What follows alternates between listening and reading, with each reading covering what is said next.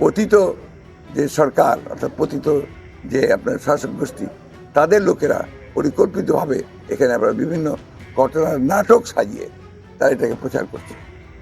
যেমন আপনার কয়েকদিন আগে এখানে মলেরাঙ্গিতে আপনার মাইনরিটি চলে যাচ্ছে করে 300-400 লোককে তারা একখানে জড়ো করে। আমি খুব ভালো করে খোঁজ নিয়েছি প্রশাসনের কাছ থেকে, গোয়েন্দাদের কাছ থেকে। তারা পরিষ্কার বলছে যে ইট ওয়াজ এ স্টেজ ড্রামা।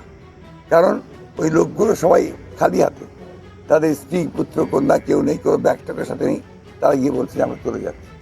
এটা একটা নাটক করা, নাটক করে ওই পরে একটা ধারণা দেওয়া যে আমরা এখানে নির্যাতিত হচ্ছি, তাই আমরা এখন এখানে এই দেশে থাকবো না। এই যে একটা ধোয়া তোলা হচ্ছে, এইটা সম্পূর্ণভাবে সাজানো কথিত একটা নাটক। হ্যাঁ, দু একটা জায়গায় ট্রেন ইনসিডেন্ট হতে পারে। আপনারা দেখেছেন যে আমাদের দল কিভাবে এই ঘটনাগুলোকে প্রতিরোধ করার জন্য তারা সমগ্র জেলাতে ছুটে ছুটে বেরিয়েছে। আমি ধন্যবাদ জানাতে চাই ঠাকুরগাঁয়ের বীর ছাত্র জনতাকে, যারা ঠাকুরগাঁয়ের এই আন্দোলনে তাদের এখানকার একটা সামগ্রিক একটা সবচেয়ে বড় একটা ভূমিকা রেখেছে। ছাত্ররা এবং রাজনৈতিক নেতা এবং জনতা। আমি ধন্যবাদ জানাতে চাই আমাদের ঠাকুরগাঁয়ের সাংবাদিক মহলকে, যারা ঝুঁকি নিয়ে এই সংবাদগুলোকে প্রচার করেছেন এবং আপনারা সব সময়ই আমি দেখেছি যে আপনারা এখানে গণতন্ত্রের পক্ষে একটা সমর্থন দিয়েছেন।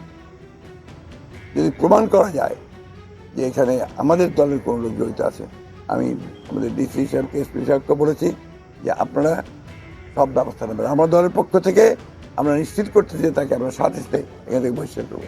একটা ঘটনা আপনারা দেখেছেন, এর মধ্যে একটা করা হয়েছে। আপনার দায়িত্বশীল নাগরিক হিসেবে বাংলাদেশের এই ধরনের কনকক্টেড নিউজ যেন না হয় তার দিকে খেয়াল রাখবেন। কেউ যেন তাদের পলিটিক্যাল এজেন্ডা চরিতার্থ করার জন্য আপনাদেরকে ব্যবহার করতে না পারে, একই সঙ্গে মানুষকে ব্যবহার করতে না পারে। আমি আপনাদের মাধ্যমে আমাদের এখানকার সনাতন ধর্মের যারা মানুষ আছেন তাদেরকে অনুরোধ করব, আপনারা গুজবে কান দেবেন না, বা কারো দ্বারা যেটাকে আমরা বলি ইনফ্লুয়েন্সড হবেন না, প্রভাবিত হবেন না। আমি আর বক্তব্য বাড়াবো না, এই কথা বলতে চাই, প্লিজ কোঅপারেট উইথ দ্য, এবং আপনারা বর্তমান সরকারের সঙ্গে সবাই সহযোগিতা করবেন, এটাই আমার অনুরোধ আপনার।